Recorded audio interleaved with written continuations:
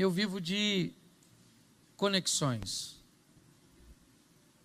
Hoje, grande parte das coisas que tenho vivenciado, ela é baseada em conexões. Eu entendo porque 60% dos mandamentos bíblicos, desde amar ao próximo, até honrar pai e mãe, até não cobiçar as coisas do próximo, a não dar falso testemunho sobre o próximo. Ou seja, basicamente 6 mandamentos dos 10 são direcionados ao relacionamento interpessoal. A dificuldade que teríamos de lidar com gente, com pessoas. E por que lidar com gente e pessoas é tão difícil? Porque quando as pessoas estão conectadas, muito mais do que juntas, muito mais do que próximas, mas conectadas, as coisas tomam um rumo diferente.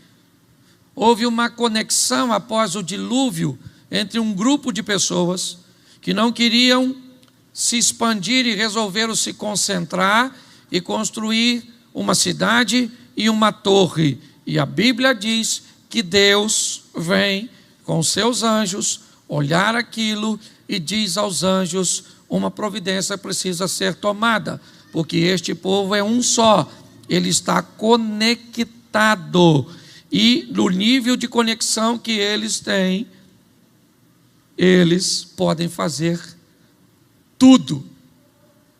Você entende por que é que o diabo tem trabalhado para desconectar você das pessoas, do seu marido, dos seus filhos, da sua sogra? Porque nós temos tantas dificuldades de estabelecer uma conexão firme e forte, porque ela leva a sua vida para o próximo estágio. Por que é que eu estou falando isso? Porque a minha vida tem sido estabelecida em conexões. Por que é que a igreja tem feito tudo o que tem feito? E você visualizou um pouco disso, porque é um povo conectado. Nós acabamos nos conectando e por essa conexão nós estamos rompendo os limites e crescendo e prosperando no meio de ambiente de pandemia, onde os outros morrem. Nós estamos não apenas sobrevivendo, mas crescendo. Segundo, nós temos conexões divinas. Tem coisas que as nossas mãos não resolvem. O que a mão não resolve, o joelho dobra e fala com os céus, e os céus entram em nosso favor. E eu também tenho conexões humanas, amigos, parceiros, pessoas que abrem portas que eu não consigo abrir.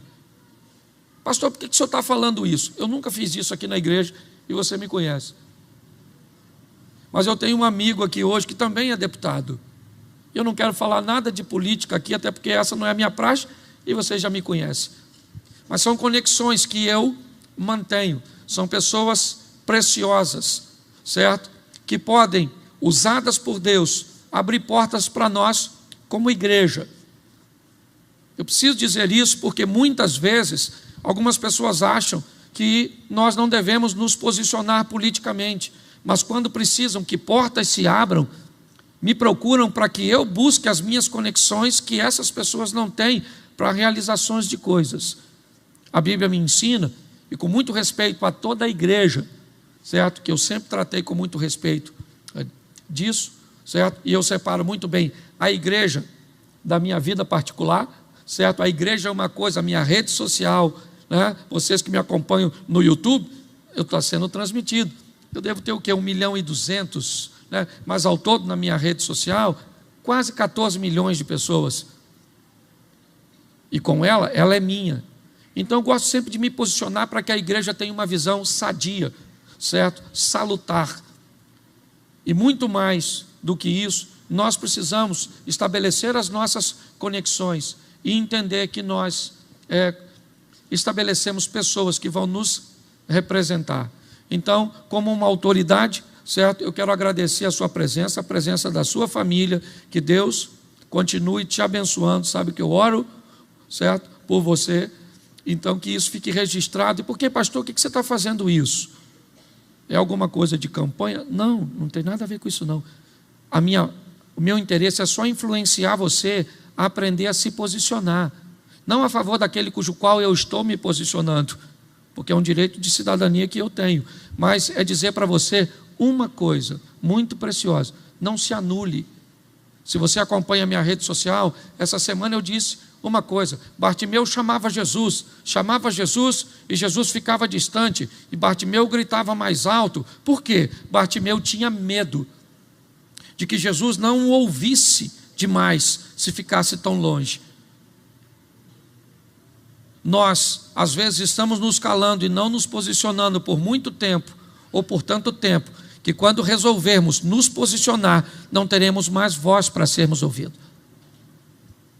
Como diria Martin Luther King, certo? O grito dos bons, ou o grito dos maus, se sobressaem, subjugam o silêncio dos bons. Vamos aprender a nos posicionar. É só isso, a mensagem que eu quero passar para a igreja, porque a minha posição eu tenho e ninguém tira, ela é pessoal, ela é minha, ela é particular. Mas, certo? Fica a dica para a turma. Posso ouvir um amém? Amém.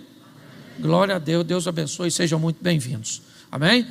Nós estamos neste ano falando de recomeço, porque entendemos que mediante a todas as barreiras e adversidades que enfrentamos, nós estamos vivendo, né, uma etapa de recomeçar, de reconstruir alguma coisa. E o texto que me veio à mente, o que eu quero falar, é o recomeço de um ex. Usando aí esse prefixo, como aquele que já foi, aquele que já fez, aquele que já teve.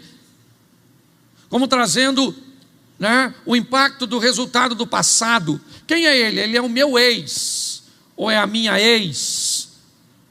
Esse é meu ex-emprego, essa é minha ex-casa. Nesse ambiente, eu quero mostrar a você como é difícil um ex recomeçar. Pastor, por que o senhor vai usar isso? Porque eu sei que aqui tem pessoas tentando, né, levar o seu casamento para outro nível. Porque o seu casamento, ou o casamento bom, é o casamento do seu passado. Ou seja, é o ex de 2 anos. Eu quero que você pegue essa palavra e entenda como passado. E eu vou mostrar a você o que Jesus e como ele deu a oportunidade de um ex se reposicionar e te mostrar por que isso aconteceu. Se você tem uma Bíblia, abra aí no Evangelho de Marcos, no capítulo 5, no verso 1, eu vou ler bastante e vou falar pouquinho, mas acho que vale a pena você acompanhar esse texto, e muito mais do que acompanhá-lo, você também que está em casa, acompanhar e depois fazer uma leitura. Vamos lá, eu vou ler aqui com vocês 20 versículos, mas vai ser rapidinho. Vamos aqui? E chegaram à outra margem do mar, a província dos Gadarenos, e saindo ele do barco, lhe saiu logo ao seu encontro dos sepulcros um homem com espírito imundo, o qual tinha sua morada nos sepulcros, e nem ainda cadeias o podia alguém prender. Porque tendo sido muitas vezes preso com grilhões e cadeias, as cadeias foram por ele feitas em pedaços, e os grilhões em migalhas, e ninguém o podia amansar. E andava sempre de dia e de noite, clamando pelos montes e pelos sepulcros, ferindo-se com pedras. E quando viu Jesus ao longe, correu e o adorou. E clamando com grande voz, disse: que tenho eu contigo, ou que tenho eu contigo, Jesus, Filho do Altíssimo? Conjuro-te por Deus que não me atormente. Porque dizia: sai deste homem, espírito imundo. E perguntou-lhe: qual é o teu nome? E ele respondeu dizendo: Legião é o meu nome, porque somos muitos. E rogava-lhe muito que os não enviasse para fora daquela província. E andava ali passando no monte uma grande manada de porcos. E todos aqueles demônios lhe rogaram, dizendo: manda-nos para aqueles porcos, para que entremos neles. Jesus logo lhe permitiu, e saindo aqueles espíritos imundos, entraram nos porcos, e a manada se precipitou num despenhadeiro do mar. Eram quase 2.000 porcos, e afogou-se no mar.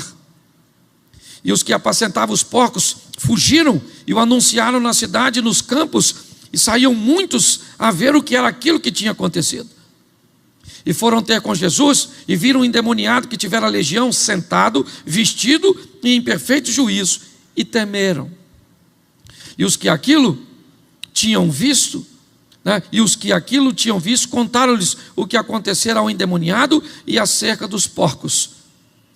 E começaram a rogar-lhe que saísse do seu território. Entrando ele no barco, rogava-lhe o que for endemoniado, que o deixasse estar com ele. Jesus, porém, não lhe permitiu, mas disse: vai para a tua casa, para os teus, anuncia-lhes quão grandes coisas fez o Senhor, ou que o Senhor te fez, e como teve misericórdia de ti. Ele foi e começou a anunciar em Decápolis quão grandes coisas Jesus lhe fizera, e todos se maravilhavam. Preste atenção e olha para mim aqui, rapidinho. Primeiro eu quero mostrar a você quem era o camarada que Jesus foi procurar. Quem esse camarada era? Qual era sua origem familiar? Qual era a sua formação? Quem é esse indivíduo que chama a atenção de Jesus, que cria na mente dos discípulos uma lacuna, já no capítulo 4, verso 35, quando Jesus disse: vamos para o outro lado, e Marcos diz que já era tarde quando o convite foi feito, ninguém sabe para o que vai, que assunto Jesus tem de tanta importância a tratar num território pagão, nas 10 cidades pagãs, Decápolis, do lado leste do mar da Galileia. Não faz sentido o que Jesus planeja fazer. O que é que Jesus está procurando? Que tipo de homem ele era? Segundo os evangelhos, ele era um louco, endemoniado, a ponto de sequer, seu estado e seu estilo de vida se tornaram tão fortes que roubou o seu nome. Seu estilo de vida e aquilo que ele representava e fazia se tornou um comportamento tão constante que ninguém fala o nome dele. Quem ele era? O louco, o endemoniado, o maluco. Você quer que eu adapte isso? É fácil. A vadia, o drogado, o caloteiro, o mentiroso, o vagabundo, o cracudo, o gay, o negro. É isso. Quando eu olho para a situação de como as pessoas chamam outras, e como uma maneira jocosa e pejorativa, tão agressiva, que fere tanto as pessoas, eu quero que vocês entendam que nós precisamos ter uma visão um pouco mais ampla. Quando eu olho no início dessa história, eu fico olhando como era o nome dele. Ninguém sabe, nem o indivíduo que escreveu. Ele é o camarada do território de Gadara. É um gadareno ou um gezereno, dependendo da tradução. Mas alguém que sequer menciona seu nome. No Evangelho de Marcos, que nós lemos, diz que ele tinha demônios, que morava no cemitério, e que por muito tempo, porque diversas vezes o prenderam sem sucesso, ele quebrava tudo e continuava seguindo. Quem é ele? O louco, o maluco, o esquisito, o diferente. Isso é o que ele era. Se você quer saber se não pode piorar, é só dar uma lida no Evangelho de Lucas, que diz que ele ainda andava pelado. Se não bastasse ser louco, atacar as pessoas, ainda andava nu. Aí eu pergunto a você, por que é que Jesus vai procurar esse cara? Aí eu quero falar com a garotada, os mais jovens aí.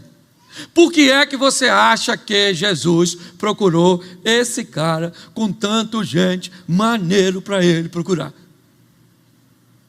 Por um simples motivo: Jesus estava atrás de um influencer.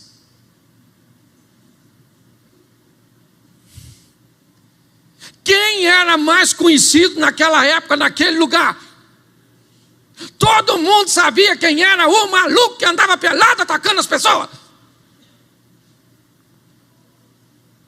Olha bem, irmão, a rede social era dele. Bastava digitar maluco, já vinha logo gadareno.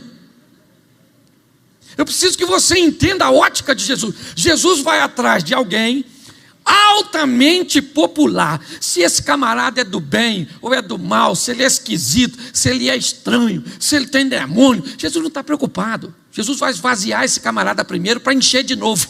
E aí a história desse camarada nunca mais vai ser a mesma. Nós já ouvimos isso aqui nesse púlpito esses dias, na história da viúva, quando Eliseu manda a viúva procurar vaso. Ele diz: eu quero vaso vazio, não cheio. Mas se esse vaso teve cachaça, traz vazio. Não quero saber o que o vaso tinha, o importante é o que o vaso vai ter a partir de agora. Quando nós olhamos para isso, é isso que nós vemos. Nós vemos Jesus olhando para um camarada altamente popular, altamente conhecido, com uma história terrível. Por quê? Porque a Bíblia diz: onde abundou o pecado, superabundou a graça. Quem é que Jesus vai transformar? O cara mais louco, o cara mais maluco, peladão, o cara que todo mundo conhece, o famoso maluco pelado. Você está conseguindo entender por que você não pode dar ninguém para um perdido? É importante nós. Só tem um problema: o passado desse cara. Eu aprendi uma coisa nessa vida, não sei vocês, mas normalmente quando alguém é ruim e passa a se tornar bom, sabe o que as pessoas falam? Fique de olho nele. Fique de olho, porque isso não é fácil. Mas quando alguém sempre foi bom e faz uma coisa ruim, sabe o que o pessoal fala? Nunca confiei nele. Sempre tinha uma coisinha estranha. Me parece que as pessoas detestam, certo? Acreditar que alguém pode recomeçar a sua vida, seu casamento, certo? Sua caminhada de fé. E aí eu fico pensando, como é que Jesus vai pegar um cara com um passado tão ruim e vai conseguir construir uma história de sucesso com um homem desse? Será que esse negócio vai dar certo? Porque todo mundo vai olhar para ele e vai dizer o quê? Esse cara é o espelhado. Esse menino aí está na igreja agora. Menina, pensa numa menina bagunçada. Seu nome era assim, comparado um peixe. Eu não falei nada, você que pensou, pecador, certo? Preste atenção.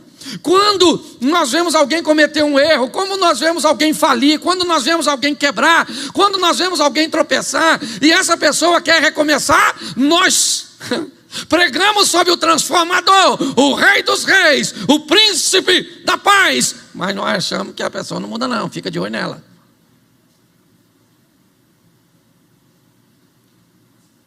Como é que Jesus vai transformar esse camarada? É isso que eu quero ver com você nesses poucos minutos que me restam, para mostrar para você que não interessa seu passado. Deus não está olhando para lá. Deus está preocupado com o seu futuro, para onde você está indo. Deixa eu falar uma coisa para você. Você sabe por que Jesus chamou Judas de amigo? Você lembra quando Jesus vem, ou melhor, quando Judas vem, e o que Jesus diz para ele? Amigo, aqui vieste. Você sabe por que Jesus Será que Jesus estava usando uma palavra pejorativa?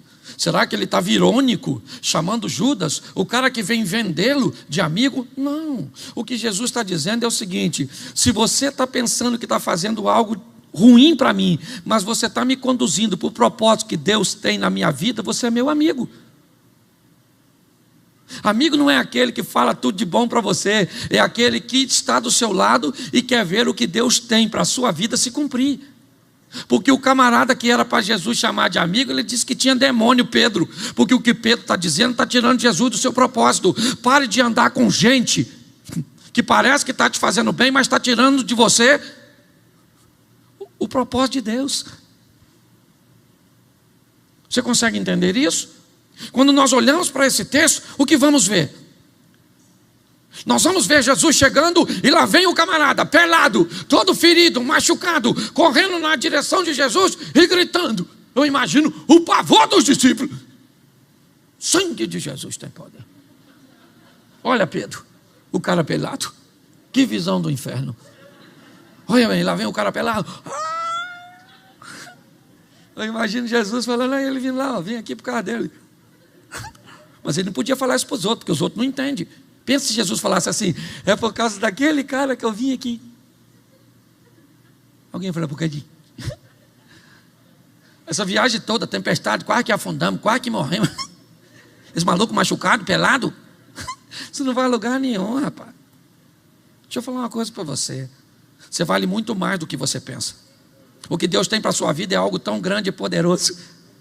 O problema é que quem olha para a gente lembra que nós somos ex.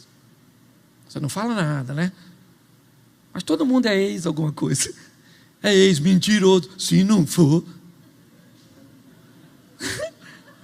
atual. Aliás, se você diz que não era ex alguma coisa, provavelmente você é um mentiroso atual. Olha só. Lá vem o cara e Jesus está olhando para ele. Eu imagino Jesus falando, olha lá, ó, meu propósito vindo para cá. Mas que propósito feio, pelado, esquisito, machucado. Pois é. Mas é o meu propósito. E lá vem ele. E quando ele chega, engraçado é que ele sabe. Porque ele diz, o que tenho eu contigo, filho do Altíssimo, para você vir me perturbar? Eu nem sei se Jesus lá onde estava não orou em alta voz. E o inimigo passou um zap para os demônios que estavam avisando, ó, eu vi Jesus orando que vai aí para libertar o maluco e tu está nele, então vaza. Agora ele está lá, e quando ele diz, quem você é, que nós somos um montão nesse recipiente. Jesus falou, aí, maluco, mão na cabeça, não quero saber quem você é nem quantidade. Sai dele agora. Os demônios falaram, a gente pode ir para os porquinhos? Ele disse, para os porquinhos pode. Jogaram os porquinhos no precipício, mataram os porquinhos, o porquinho saiu do cara, ou melhor, os demônios saíram do cara, entrou nos porquinhos, os porquinhos morreram afogados, o pessoal saiu correndo para avisar o dono dos porquinhos que mataram os porquinhos. Aí o camarada vai tomar um banho, troca de roupa, porque isso não aconteceu. E começa a bater um papo com Jesus, é lógico. Jesus vai transformar esse camarada num dos maiores evangelistas do Novo Testamento. Então Jesus está lá numa resenha, batendo papo com o camarada. Certo? Só lá, conversando com ele, quando quem vem? O pessoal. Quem é? Aquele ali. Para quem eles olharam primeiro? Para quem? Depois você lê, porque eu não sou obrigado a ler tudo. Eu li tudo antes de falar com vocês. Aqui eu não preciso. Eles olharam para o endemoniado, vestido, conversando direito. Falando, o malucão, peladão, tacava os outros. Cuidado, que ele era doido, agora mesmo. Tem muito tempo que ficou libertado, não? Ou que está liberto. Presta atenção, o que todo mundo está vendo é um impacto momentâneo. E se você quer recomeçar a sua vida, aprenda uma coisa, impacto momentâneo não é o suficiente para mudar a ótica que as pessoas têm a seu respeito.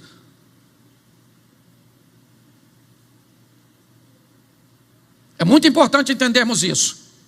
Eu entrei na igreja, eu recebi uma palavra de Deus durante um culto que tem que ser um marido diferente. Deus falou comigo, aí a mulher agora tem que acreditar da noite para o dia.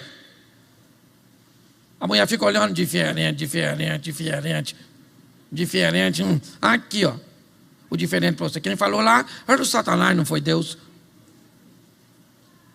A primeira coisa que esse camarada tem que enfrentar é um impacto. Aliás, me parece que isso é o que Jesus quer. Colocá-lo vestido em perfeita aparência é chamar a atenção de todo mundo. O texto diz até que eles temeram a Jesus por olhar um homem que ninguém podia mudá-lo, um homem que todos conheciam e que agora está perto de Jesus, conversando com Jesus e com sua equipe. Jesus não simplesmente, certo? Ele muda o cara, ele coloca esse camarada dentro de um grupo seleto que Jesus estava arrebanhando. Esse camarada não é apenas mais um ex-endemoniado. Agora ele faz parte da equipe de Jesus, que recebe as mesmas instruções que os outros estão recebendo. Mas quando Jesus vai embora, o ex-endemoniado pediu para ele: me deixa ir com o Senhor? Ele disse: não, esse não é meu propósito. Meu propósito é deixar você aqui, onde você mora, na sua cidade, na sua família, e eu vou comissionar você a mostrar para eles o que eu fiz na sua vida. Aí vai dar ruim. Esse negócio não pode ir muito longe. Por quê? Que crédito esse camarada tem? Nenhum. Até poucos momentos ele estava nu, se ferindo, gritando, atacando os outros. E durante quanto tempo? Há muito tempo. E agora? Agora ele botou uma roupinha, agora ele tomou um banhozinho, agora ele mudou a sua aparência e estão querendo que eu acredite que ela é uma nova mulher, que ele é um novo funcionário, que ele é um novo marido, que ele é um novo crente, que ele é uma pessoa transformada. Não, não é assim que se reconstrói a credibilidade. O impacto momentâneo é importantíssimo. Ele marca um momento. É aquele momento que Eliseu para, pega os bois, mata, taca fogo em tudo. Aquilo é o momento. Mas o que faz de Eliseu um sucesso é partir de Gilgal, passar por Betel, ultrapassar Jericó, ir além do Jordão. É o percurso. Eu preciso mostrar para vocês aqui, rapidamente, como é que esse camarada conseguiu realizar a missão. Primeiro, ele precisou sobreviver ao descrédito. Ok? Credibilidade é algo dificílimo de se ganhar, mas facílimo de se perder. Você tem a sua empresa e há quantos anos você trabalha com excelência para construir a reputação da sua empresa? Mas um funcionário seu pode jogar toda a reputação da empresa de vocês no lixo. Mas pastor, então como é que eu recomeço? Se você vai recomeçar sem crédito, descubra que você vai ter que ter maturidade para não exigir um crédito que você não tem. Pessoas vão ter que desconfiar de você se você é um traidor. Pessoas vão ter que desconfiar de você se você é um mau pagador. Pessoas vão ter que desconfiar de você se você é um fofoqueiro. Por quê? Porque você pegou o crédito que tinha e jogou fora. Ah, pastor, mas ninguém acredita em mim. Beleza, foi isso que você construiu. Pastor, ele já me disse 20 anos que vai mudar. Eu estou cansada, eu quero divórcio. Pastor, fala com ela que eu vou mudar agora. Eu digo para ela, ele vai mudar agora. Sabe o que ela fala? Não acredito. Ele não tem palavra, ele não tem crédito. O que acontece com esse homem, provavelmente, é andar na rua e alguém dizer o que dele? Já está pelado de novo. Já está fazendo tudo de novo. Por quê? Porque ele não tem crédito. E quando é que ele começa a ter um pouco de crédito? Quando a postura dele... Ô gente, vocês não entendem. Eu posso falar isso para vocês com muita propriedade. Eu comecei a pregar de um jeito que ninguém pregava, desse jeito maluco meu. Você sabe o que as pessoas falavam? Fica tranquilo, isso não vale nada. Isso é um brincalhão, um palhaço. Já está envolvido com droga, com mulher, com dinheiro, com escândalo. E preste atenção, simplesmente por causa de um estilo que me estigmatizou. Olhe bem, por muito tempo eu tive que lidar em ambiente onde as pessoas olhavam para mim e não me davam crédito. Essa é a grande verdade. Depois de um tempo, aí ficou... Mas espera aí, você já 2 anos? Mas você já está 2 anos no Evangelho? Nossa, eu não dava para você 6 meses. Eu achei que você caía, eu achei que você... Sério, sua empresa, você, rapaz, conseguiu pagar tudo? Paguei tudo, rapaz, limpei meu nome, não tem mais Serasa, não tem mais SPS, não tem mais nada. Estou em dia com meus impostos, está tudo direitinho. Caramba! Aí você vai para a próxima fase, qual é? A fase da desconfiança. Que as pessoas começam a desconfiar. Quanto tempo isso vai durar? Quanto tempo? Quanto tempo? Ah, você traiu? Ah, e agora? Será que não vai trair de novo? Quem trai uma vez, trai sempre. É para esse ambiente movediço, certo? Que a distância de Cristo nos leva. É desconfiar. É sempre desconfiando. Será que vai? Como é que vai? Não dá certo. Não, isso aqui, o pai dele era desse jeito. Olha, a família dele era assim. Os negócios dele sempre foram muito confusos. Mas quando você passa o tempo, a desconfiança começa a ceder à consistência. Agora já tem muito tempo. Agora você já conseguiu construir um crédito no mercado, um crédito, quando eu digo mercado eu digo banco, né? Uma linha de crédito, melhor dizendo. Aí você começa a se sentir empoderado. Por quê? Porque você já venceu o descrédito, a desconfiança e a consistência. É isso. É o mesmo comportamento sendo repetido diversas vezes. E isso faz com que você construa uma credibilidade. Vou dar um exemplo para tu. Quem aqui já chapou o coco e manguaçou? Levante a mão. Nossa, igreja sem graça. Esse dia eu fui pregar numa igreja, falei o Eucana. Aí um cara na frente falou assim: pastor, Eucana também. Aí eu falei: não, rapaz, isso é um nome próprio da Bíblia, Eucana. Estou falando que bebia não. Escute só. Mas se você já bebeu, olha como é que isso, sabe?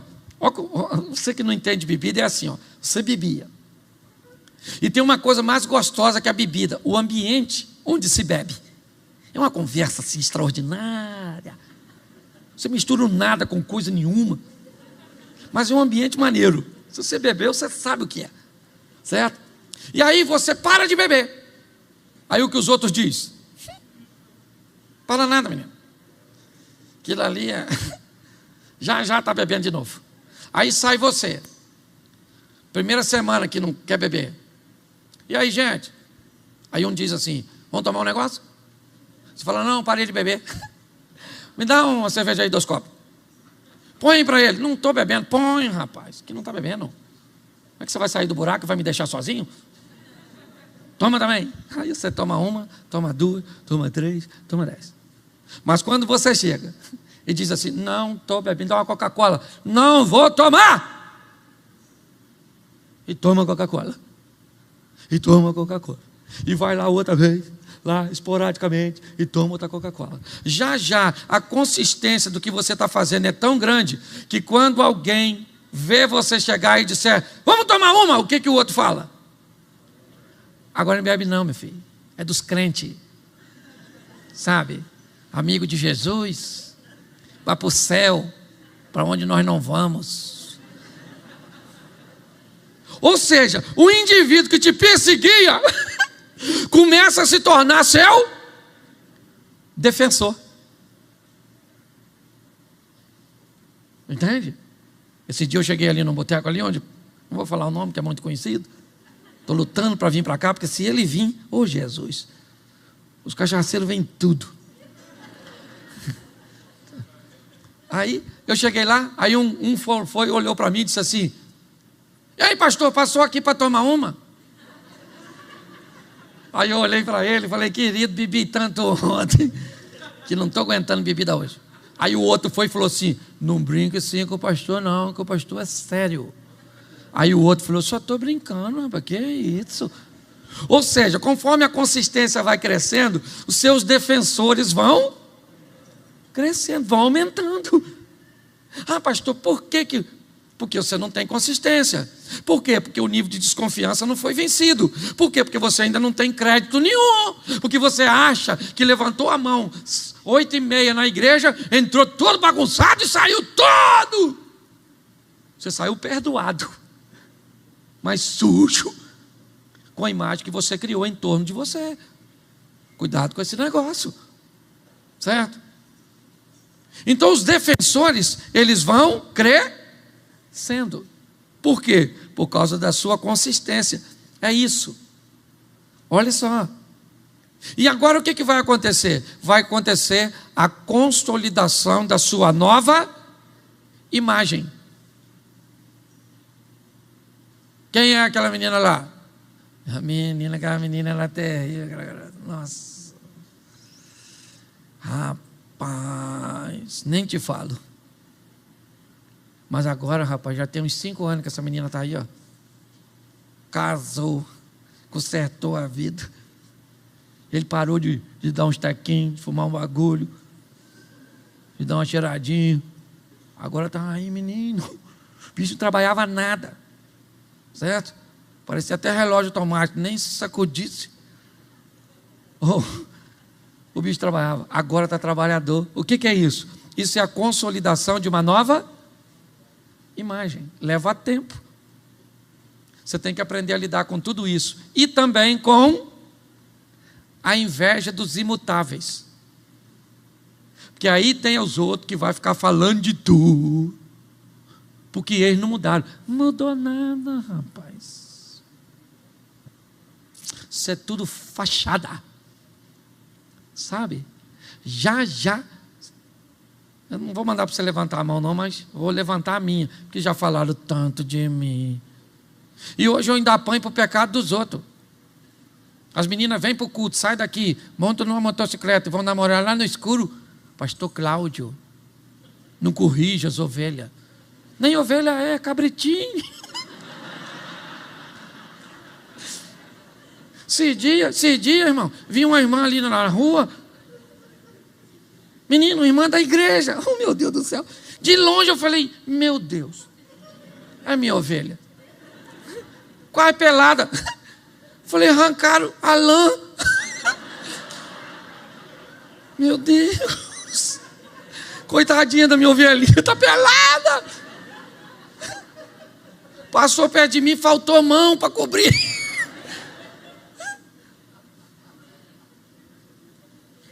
Você está rindo? Quando você vai construir sua reputação, dizer para o mundo que você agora é um ex. Os outros ficam falando, ex nada, rapaz, isso é assim mesmo. Assim mesmo. Você era gay e não é mais? Menino. Agora é honesto. Matou os outros. E agora vai entrar no céu. E mandou os outros para o inferno. Quem criou o sistema não fui eu. Depois de tudo isso, depois de passar pelo descrédito, desconfiança, consistência, os defensores que foram crescendo, a consolidação da nova imagem, provavelmente a inveja dos imutáveis, daqueles que não mudam e odeiam ver sua mudança. 2 anos e meio depois, Jesus volta em Decápolis. Marcos 7:31, coloca para mim aí. E tornando ele a sair dos territórios de Tiro e de Sidom, foi até o mar da Galileia, pelos confins de Decápolis. Esse texto fala da segunda multiplicação dos pães, já no capítulo 8, onde Jesus acaba de entrar na terra dos gentios, por Decápolis, um local onde 2 anos e meio atrás, ele vestiu um pelado, ele libertou um lunático e deixou ali. Capítulo 8, verso 9. E os que comeram eram quase 4.000 homens, sem falar mulheres e crianças. Alguns estimam 7.000 pessoas. Irmãozinho, 7.000 pessoas naquela região não se reúne da noite para o dia. Não tem como mandar mensagem para todo mundo para dizer: peguem seus barcos, saiam de suas aldeias, vem para cá. Não tem outra maneira.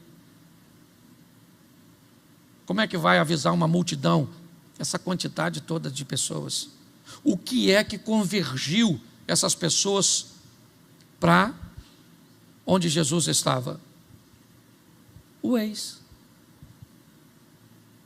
Durante 2 anos e meio, aquele camarada mostrou às pessoas o que Jesus fez por ele. 2 anos e meio depois, Jesus volta e todo mundo quer ver o homem aqui que mudou aquele camarada, transformou a vida daquele camarada. Quem é que fez isso na vida dele? Olha como ele mudou, olha como as coisas aconteceram. Eu sei que muitos de nós somos ex alguma coisa. Entender o processo às vezes é extremamente desafiador, até porque a maioria de nós acaba não sobrevivendo à transformação momentânea.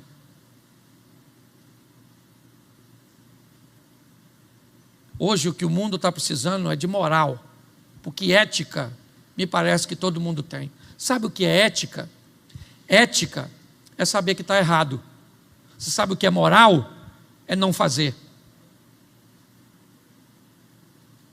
Hoje está assim de gente, cheio de ética. Sabe o que não pode, não pode, não pode, não pode, não pode. Agora não tem moral.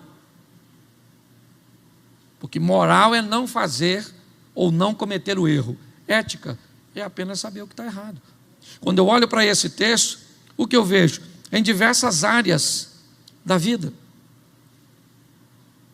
Em diversas áreas da vida, eu vejo como as pessoas acabam não conseguindo sobreviver a essa transformação que Cristo propõe do ex. Como Felipe falou aqui no primeiro culto, sabe? Dando a conotação de que muito mais do que amar a Deus, nós temos que aprender a amar aquilo que Deus ama. Aí nossa vida toma um novo rumo. Vamos sair daqui para mostrar para as pessoas que somos ex. Não somos mais aquela pessoa, nós somos transformados. E presta atenção, depois que Jesus atende todo mundo, verso 10, e eu termino aqui. Entrando logo no barco com seus discípulos, foi para a região de Dalmanuta. Jesus foi lá, atendeu toda aquela multidão, virou as costas e foi embora. E quem é que ficou lá para dar seguimento a tudo?